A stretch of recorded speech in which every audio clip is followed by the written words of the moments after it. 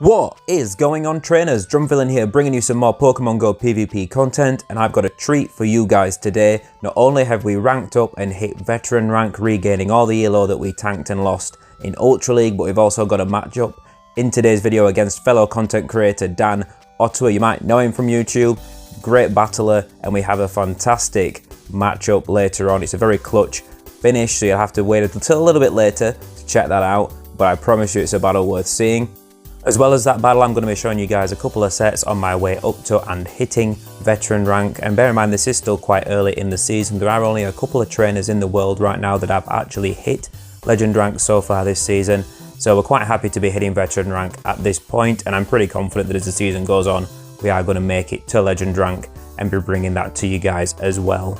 Now, I just wanted to say a quick thank you to everyone who's already subscribed to the channel at this point. Just after Christmas, we actually passed 500 subscribers on the channel, and that is absolutely monumental for me. I wanted to maybe hit it by the end of the year, and you guys smashed it out of the park with a few days to spare, so thank you for that. It means the world. I didn't think I'd even have this many people wanting to listen to me talk crap about this game. But yeah, it's been awesome so far, and I'm really enjoying making content for you guys, so thank you for that. If you're new around here, consider hitting that button, maybe just the like button if you enjoy the video. Helps massively, helps spread the video around, and let's look at today's team. Bear in mind, this isn't the first iteration of this team that I've put together. I actually tried this team a few days prior using Giratina Altered in place of Mewtwo on this team, but it just didn't quite gel as well. There isn't as much charge move pressure from Giratina Altered, and the lead and the back really do benefit from that high charge move pressure and getting shields out of people, and then Giratina was failing to capitalize on that. So it still worked fine. It still got me quite a few wins and climbing up to 100 points or so doing it, but you might see better results with Mewtwo in the back. On the lead, we've got Ho-Oh. Now, I tried really hard in raids to get a Hundo Ho-Oh. The last time it was in, I've got a stupid amount of candy for this thing racked up. I've raided it pretty hard every time it's been available in raids, but the best I've managed to come out with is a 98% IV with 14 HP, which actually means it's the equivalent of a Hundo at level 40, has the same stamina count. It rounds out to the same HP total, so it makes actually virtually no difference between a 98 and a Hundo. It does have the legacy move Earthquake, which if you don't have the one that specifically came from, I believe it was a research, then you're going to need to use an elite TM to get it. You can run Fire Blast instead, but it's a lot less energy efficient for dealing with those steel types. In the safe swap position, we've got Mewtwo, and that's going to be running Psycho Cut, Side Strike, and Focus Blast. I do have a Hundo. Mewtwo I was lucky enough to get from being invited to a raid in the States. Again, you want the legacy move Side Strike on Mewtwo. The second charge move is optional depending what you like, but I prefer Focus Blast for one-shotting steel types that swap in maybe to try and avoid the Ho-Oh matchup. And a lot of people are expecting you to run Shadow Ball Side Strike on Mewtwo these days, and Side Strike does well against most things you're going to run into with it. And in the back we've got Dialga, which really needs no explanation or introduction. In the Master League, you guys know how good it is. My personal is a 96%, but it does have the best buddy boost to make sure it can go toe-to-toe with any other Dialga if it has to. Alright, now let's talk matchups. Togekiss lead, fantastic lead for Ho-Oh. You're resisting the charm damage, and that makes all the difference against something that oppressive. There is a few ways to play this matchup. You can drag it out quite far if you want to, even though you're throwing Brave Birds, because you can still tank them quite far. But in this game, I choose to throw a Brave Bird pretty quickly and then swap to Mewtwo with that shield advantage and see what the opponent wants to do. And I actually pull out a Giratina Origin, which is pretty bad news for Mewtwo. So we're going to let this go, and it's just an ominous wind, which means we can survive, get another Side Strike off for huge chip damage here. And what this means now is in a very comfortable position to bring in Dialga and farm down the Giratina. And then if the Togekiss wants to come back in, they've got no shields left. We're going to be able to go for an Iron Head and just take it straight out. They bring something else in, we're going to be able to go for the Draco Meteor and probably knock whatever it is out. So we're going for that farm down. We could have shielded the Shadow Ball from Giratina, but also it's not super necessary. Now we do get a little energy greedy here because we're a little unsure about Swampert. We're a little hesitant to throw the Draco Meteor right away, but then we realise that the Swampert's going to get to another Hydro Cannon pretty quick. So we're going to throw the Draco straight away, take it out. We've still got a shield left, and we can just go for this Brave Bird against the Togekiss. And even if this is Ancient Power, and it is double super effective, it wouldn't KO us from this range. So really the opponent's only win con there would maybe be if they got the boost, and that maybe let them survive the Brave Bird. Maybe they could charm us down, but other than that, we're going to take the win. GG. More recently against Togekiss, I prefer to actually build up and throw 2 Brave Birds pretty close to each other to either knock them out or force both shields out of them before swapping, to put yourself in a much stronger position for one-shotting things with Mewtwo or Dialga later on. Right, here we've got a Ho-Oh mirror match. Now, normally me getting that slight energy advantage at the beginning that you saw, which is happening in most games now thanks to lag, and someone's normally missing 1 or 2 turns of fast move pressure at the beginning of games. But it doesn't really make a difference in the Ho-Oh mirror match because Incinerate's so slow that by the time I throw a charge move, there Incinerate finishes throwing anyway, and we're all level on energy after that point. It just does mean that I get to throw a charge move first, even regardless of CMP ties or anything like that.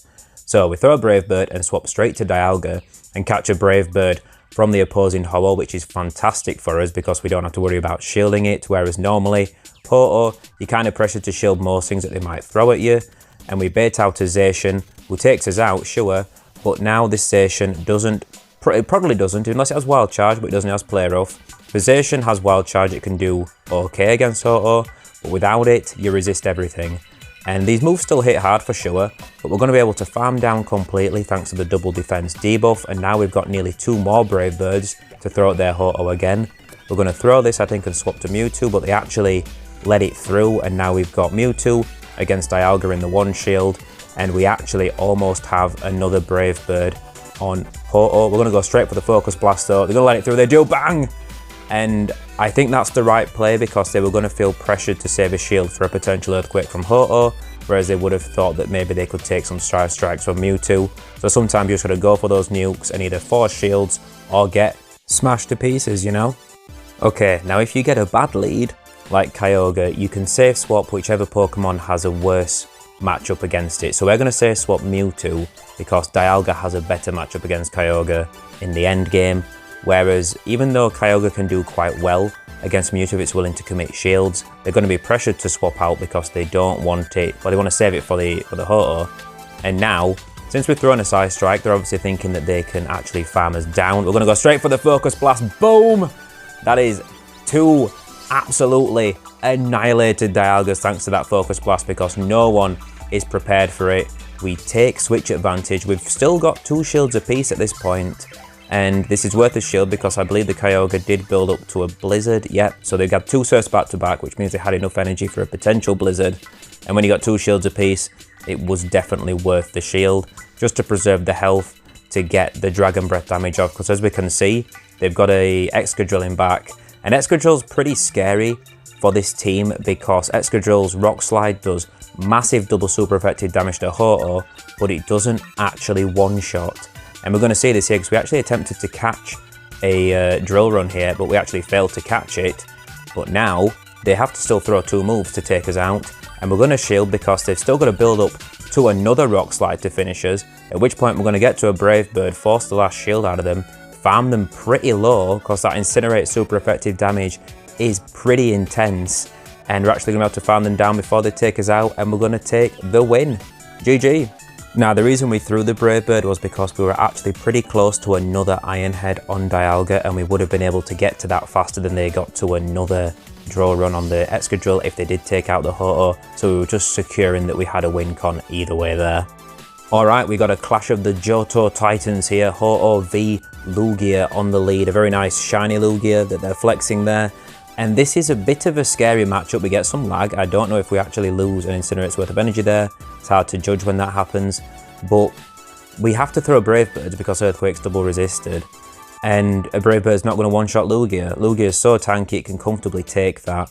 So we throw and then we swap out straight away so that we're not pressured to shield a potential Sky Attack. Because you can take a Sky Attack pretty comfortably, but that Aero Blast is going to do monstrous damage. And if you've thrown a Brave Bird and debuffed your defense, it's going to do monstrous damage. So we swap to Dialga, just because we don't really want to swap Mewtwo into that Lugia. We want to play out this matchup and then tempt out the Lugia back to Ho-Oh to throw another Brave Bird, but maybe we can take a Sky Attack in the meantime. We're unsure. Yeah, so we farmed down this Ho-Oh. We've got another Brave Bird ready to go, and we're going to wait and see what they're going to bring in. They're going to bring in the Lugia, and they're still farming up energy, so we're going to throw another Brave Bird, and they're going to have to shield this or get taken out and lose all the energy they built up. And now we're going to swap to Mewtwo, because if they're shielding Lugia, even though it's that low at this point, maybe they're weak to Ho-Oh in the back. They've actually got a Garchomp. We call a pretty ballsy no shield from the Sky Attack on Mewtwo, but honestly, we didn't feel like Mewtwo was our win condition there. And Mewtwo struggles against Lugia, and the Lugia was in a single Side Strike range at that point, but still, we weren't particularly pressured to shield it, because even if it had been an Aero Blast, I would have accepted simply just clearing the debuff on Ho-Oh and hoping that it could sweep the full game.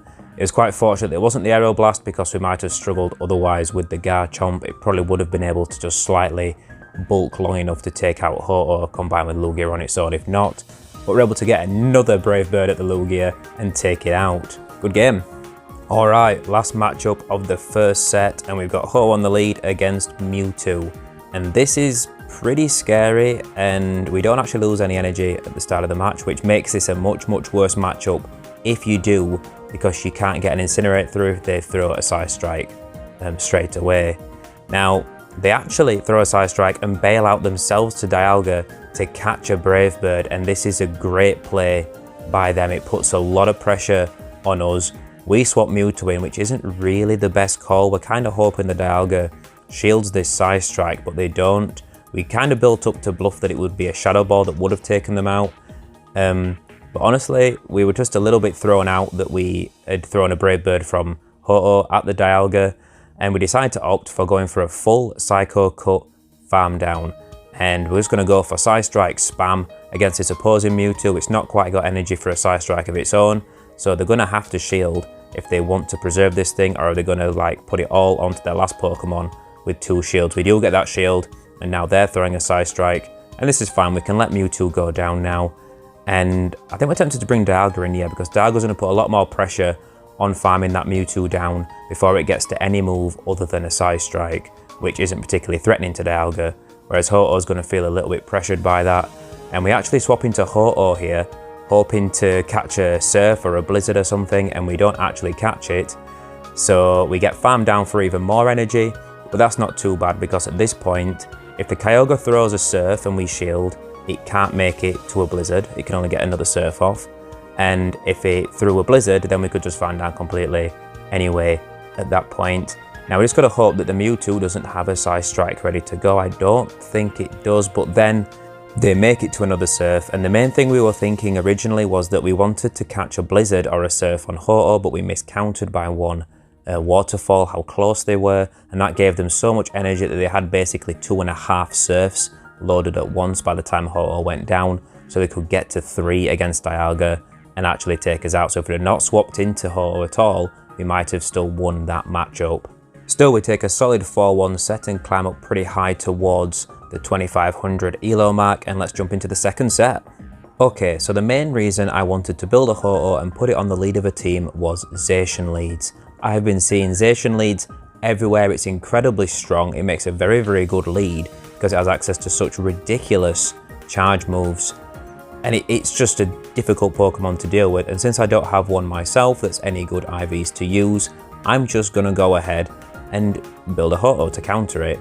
Now we do actually catch a Wild Charge on Mewtwo, which isn't ideal, but also I don't know what I expected to catch swapping in out of a Ho-Oh. I should really have swapped in Dialga to catch that Wild, but bang! It doesn't matter. Redemption. Absolutely obliterate another Dialga. Mewtwo is just smashing them to pieces left, right and center, and that means that we can maintain alignment of Ho-Oh against this Zacian, because no doubt it has close combat as well. Pretty much all Zacians run close combat, but not all of them run Wild Charge. Some run Play Rough instead in the back for a safer charge move that doesn't debuff them. But we're going to get off the Brave Bird, take them out, swap into Dialga, and they've got a Landorus in the back. And the good news here is that we can get to an Iron Head, which pretty much forces a shield out of them. It would get them very low if they do let it through. And this means now we can just let Dialga go down. If they've got Earthquake, I accept being one-shotted. If they've got Superpower, they got to debuff themselves. They try and bait us with Stone Edge because they realise they don't want to debuff themselves yet and want to get our last shield, and they just surrender because they know there's no point, that they can't win at that point. Alright, the moment I'm sure some of you have been waiting for, the Dan Ottawa matchup. He's here, and what do we get on the lead? We get a Mewtwo lead.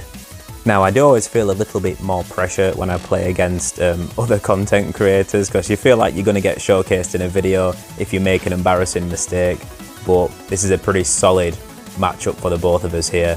Now, the Mewtwo lead is kind of scary because once we throw a Brave Bird, the Side Strike will one-shot us. So we have to shield. We tried to swap to catch the Side Strike, but it didn't let us get out of there. I don't know if it was like a false CMP tie, because if Mewtwo had CMP tied with us, it should have thrown first. So we're going to actually shield 2 Side Strikes and go down 2 shields and throw 2 Brave Birds to mean that they either get one shot or they have to go down 2 shields as well. And then we're going to swap to Dialga, and they bring in their own Dialga, and we're going to build up as much excess energy as we're comfortable with, which is only a few Dragon Breaths extra, before we throw the Draco Meteor to take them straight out. And now we're going to see what this Mewtwo wants to do. It's going to come back in and throw straight away to try and take us out. A Side Strike won't quite take us out, so this is going to be very close farm-wise, but they call this perfectly, and we have to make a decision now. They've got a Side Strike loaded, so we're going to bring in Mewtwo. And assuming that they're going to throw blindly, which they do, and we take that Side Strike, no worries, we don't have to worry about that much damage. And now they've got their own Ho-Oh in the back, and this is pretty scary all on its own, because Ho-Oh, again, shields down, can just go on a rampage. So we swap to our Ho-Oh. This forces Dan to throw a Brave Bird to take us out, because he wouldn't be able to take us out otherwise, and that means that his defense is dropped by 2 stages, which means that a Side Strike from our Mewtwo is going to one-shot him. Bang! We take out the Ho-Oh, and then we Psycho Cut down the Mewtwo and take the win. Shout out to Dan for a fantastic match. He's Dan Ottawa Pogo on YouTube if you want to check him out. There, I'll put a link down in the description as well. And onwards we roll into the next matchup, and we've got another Zacian lead. Like I said, these things are everywhere. They're some of the strongest, if not the single strongest Pokemon in the Master League meta right now. You have to be prepared to deal with them if you do not have one yourself. And even if you do have one yourself, it doesn't hurt to have a counter for one in the back as well. Now, they actually swap out into a Giratina Origin, which means we're able to lock our Dialga against it, which is fantastic. We're going to go ahead and throw the Iron Head, take them out.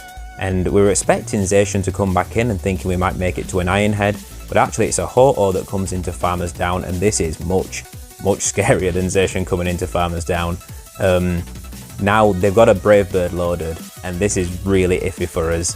So I think we're going to bring in Mewtwo here, and we might just let this move go. I think we get to a Side Strike. They actually build up to 100 energy. They've thrown 5 Incinerate, so they're at 100 energy now, which lets us get a Side Strike off before they throw, which is really nice for us. We're going to let this go.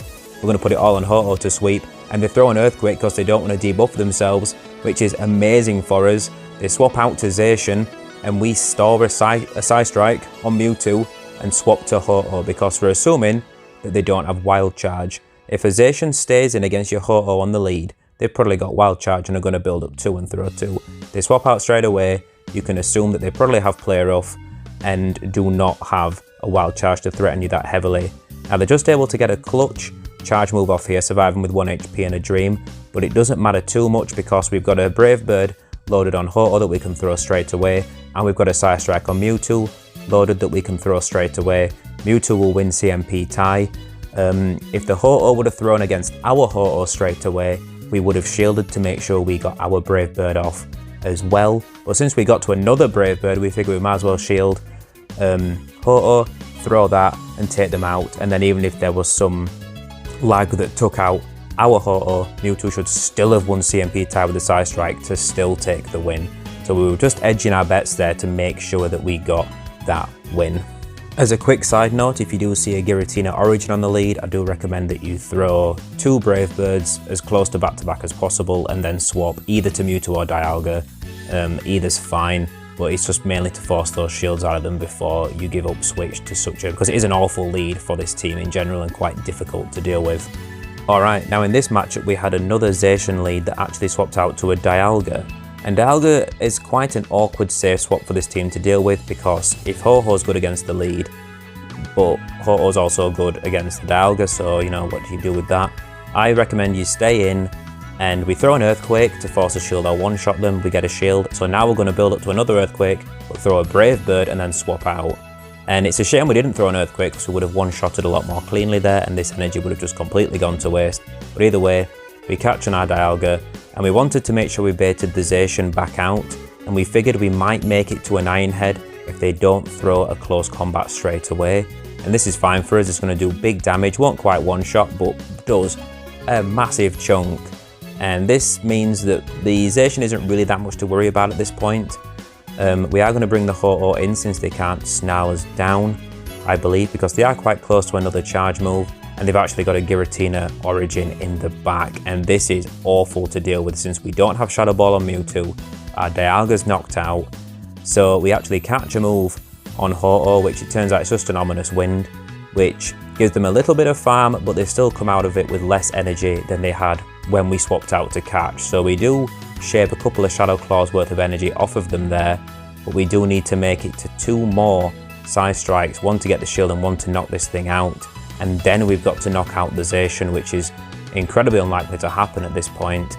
This is very, very scary. We're going to throw this Side Strike. The Zacian does have energy, remember, as well, so it's going to get its energy off here and take us out, and we're going to take an L in this game. So pretty tough matchup. The Dialga safe swap can be a little awkward to deal with, but having a Giratina in the back is just awful once your Dialga's gone. If we had thrown the Earthquake twice on Ho-Oh and knocked the Dialga straight out and controlled switch advantage, we could have got Dialga against the Giratina and might have had a better chance at taking the win. Alright, we got another Ho-Oh mirror match on the lead in this game, and once again we've got that slight lead on turns. We get like 1 turn advantage, which is always, it's not fantastic to see because it's not really fair to have that kind of advantage over an opponent, but you got to take what you can get in the Go Battle League. And that means that even though they snuck and incinerate through when we threw our Brave Bird, it means that we're still level on energy and can actually get both shields out of this Ho-Oh.